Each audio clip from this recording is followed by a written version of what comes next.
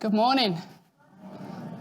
Now, I wonder if any of you have ever done something that you probably shouldn't have done just to avoid a big disappointment. I have, and I'm going to tell you that story now. Now, I wonder if anybody knows who this is. Let me get the first picture up. Anybody know who that is? No, this is John Sentamu. Up until 2020, he was the Archbishop of York. And many years ago, he was due to be speaking at Blackburn Cathedral, and I really wanted to go and listen to him. So I got there in plenty of time, or what I thought was plenty of time. But unfortunately, everybody else had also got there before I did. So I got into the cathedral. All the chairs in the front of the cathedral were all full. The ones at the side were full. They even had chairs at the back, and they were full as well. Well, I was told by the cathedral staff that it was okay, I could sit on the floor. So I sat down on the cold, stone, hard floor, actually behind the altar. And from there, I could see absolutely nothing. And the acoustics were so bad, I could hear absolutely nothing as well. So I spent most of that service looking on the floor at the fossils that are in the floor. So if you're ever in the cathedral behind the altar, there's plenty of things to look at on the floor. I was really, really disappointed. Now, a couple of years after that, he was due to speak again at the ballroom, the Tower Ballroom in Blackpool. So this time, I was not going to miss out on hearing what he had to say.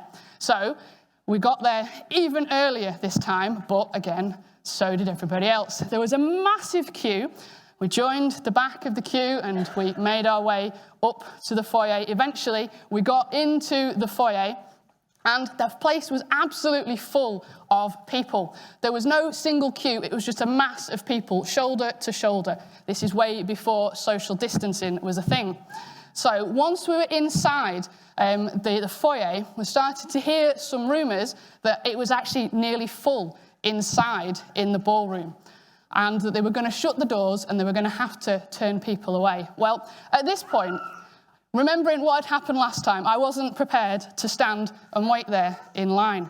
So what I did, without even telling the person that I was there with, I decided that I was going to go for those doors. So I was ducking and diving, weaving in front of everybody, until eventually I made it right to the doors. And to my utter amazement, the person that I'd gone with was also right behind me as well. They'd managed to keep up with me.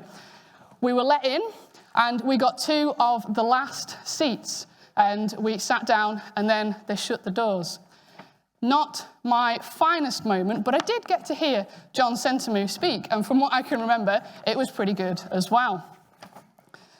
In our passage this morning, we have heard the story of a large group of people that went to extreme lengths to hear Jesus speak. In the passage, we're told that they have left a town, they have crossed a lake, and then they've gone up onto a mountainside just to hear Jesus. They had travelled for miles. They really wanted to see him. So what is so special about Jesus? Why were they so determined to try and see him? In verse 2 of the passage that we had read before, we hear that they had seen Jesus already perform signs and heal the sick. These people were waiting for a Messiah. They were waiting for somebody that God was going to send to them. But up until now, God had just been sending prophets, so just holy men that were then prophesying about what was to come. These people thought that Jesus was a prophet that God had sent. So they wanted to meet with him. They wanted to know more about him, and they wanted to hear what he had to say from God. But who they encountered on that mountainside was so much more than a prophet.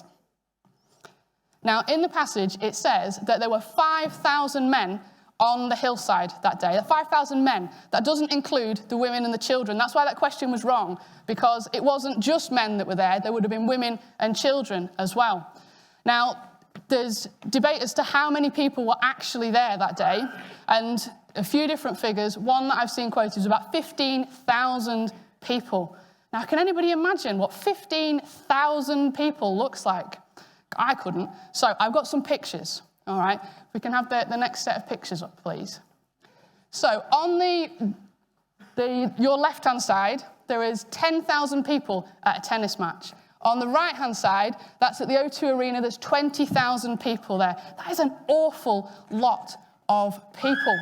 So somewhere in between that, those people had followed Jesus and they were up on the mountainside ready to listen to him. When we think about that number of people, what Jesus says when he sees them approaching in verse 5, it makes it even more shocking because Jesus, on seeing this number of people, he turns to his disciple Philip and he says, "Where are we going to get bread to feed all these people?" Now, at this point, Philip must have been thinking, what on earth are you talking about? We are on a mountainside, there are no shops anywhere near here, and even if there was, how on earth would we have enough money to pay to feed all these people? It would take half a year's wages. You must be mad. Now, it wasn't just Philip, I'm sure, that was thinking, what on earth, how are we going to do that? But maybe, just maybe, at the back of the disciples' minds, they had a memory of the first miracle that Jesus had performed. Because before this, in the gospel, we hear of where Jesus turned water into wine. Because what happens next in the story is that Andrew has been amongst the crowd and he's come back with some food. Can everybody remember what that food was? Does anybody want to shout it out?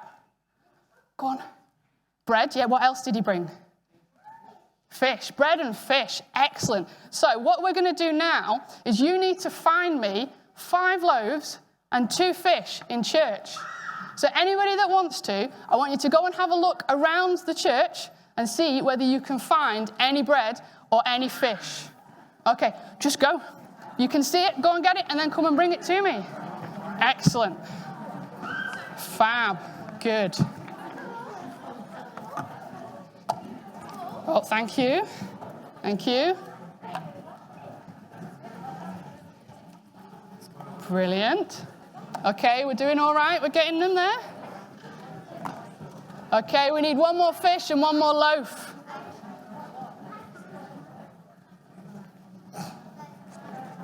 Brilliant.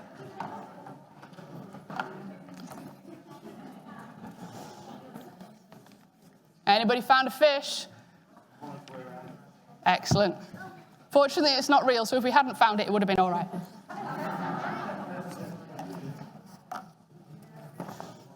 Okay, brilliant. Thanks, guys. You can all have a sit back down now.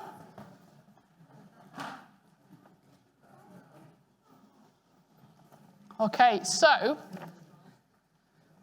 Andrew had been in the crowd and he'd found 5 loaves and 2 fish.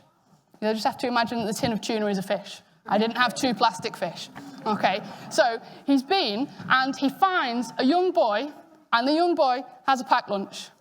And Andrew brings this packed lunch to Jesus and says, "You want to feed all these people? There's this little boy and he's got some lunch." That seems absolutely crazy. Why would Andrew bring such a small amount? But maybe he's thinking Jesus has already done a miracle before. Maybe this is going to be another opportunity for a miracle. Well, that's exactly what happens. That's what Jesus does. He takes this small amount of food, the little boy's dinner, and he gets everybody to sit down. All those people, they must have been thinking, what on earth is he going to do? What's he going to do? How's he going to feed us? He's only got that. But he gets everybody to sit down. Everything goes quiet. Everybody's looking at Jesus. What is Jesus going to do? Jesus takes hold of the bread and the fish, and he says thank you. He says thank you to God for this food.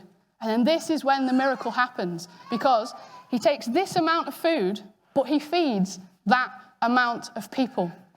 He just starts breaking it up, and he starts distributing it to everybody until everybody has enough. Not a little bit, but they're full. Everybody, all of those people are full. Jesus has fed them all. Not only that, He asks his disciples to gather up the leftovers as well. There's leftovers, there's more. There's more than the people needed. 12 baskets full of leftovers. From this, he feeds all of those people, and then there's more besides. Absolutely amazing to think of what it is that Jesus did then. No human can do that. But with God, anything is possible. Jesus was God's Son. Jesus performed the impossible. Jesus fed all of those people. Jesus is the Messiah that they've been waiting for, even though they don't yet realize it. So what does this story tell us about that Messiah, about the Son of God? There's just two things that I want to sort of focus on about what that story says. The first is that it tells us that Jesus is always ready to meet with us. And the second is that he wants to work with us with what he needs to do in the world. Jesus went up that mountainside. He went up to get away from people. He'd been doing lots of things. He'd been healing people. He'd been helping people. And he wanted a rest. He went up the mountainside. But people followed him there. On seeing those people coming towards him, even though he wanted a rest, he didn't run away. He didn't try and hide. He didn't moan. His first thought was, how am I going to feed these people? These people need me. He was there for those people. He doesn't just deal with them quickly either, so that he can then get to having a rest. He takes his time. He sits them down. He blesses the food, and then he shares the food. Jesus has got time to meet with those people. We've already said Jesus is the Messiah. He's God's Son, and he's more than capable of creating the food to feed all these people on his own. But he doesn't. He asks his disciples, what are we going to do to feed these people? They bring the food. They bring this small amount. And with that, with his disciples' help, he then goes on to do the miracle. He wants to work with the disciples, and he wants to work with us too. Now, we don't need to go to extreme lengths to meet with Jesus. We don't need to elbow our way to the front of a crowd. We don't need to go across a lake or up a mountainside. We can meet with Jesus wherever we want to. All we need to do is we just need to take a moment, and we need to pause, and we just need to say, hello. We need to pray, and Jesus is there, ready and waiting to listen to us. He longs to be there for us and to work with us in his world to bring about transformation of people, of lives, of communities. So why not take a moment this week, each day, just to speak with God, to tell him how you're doing, and to ask him what it is that you can join in with him with this week. As I finish, let's just pray. Jesus, miracle worker, we thank you that you are waiting to meet with us now. And we pray that you would help us to know what it is that you want us to do with you today. Amen.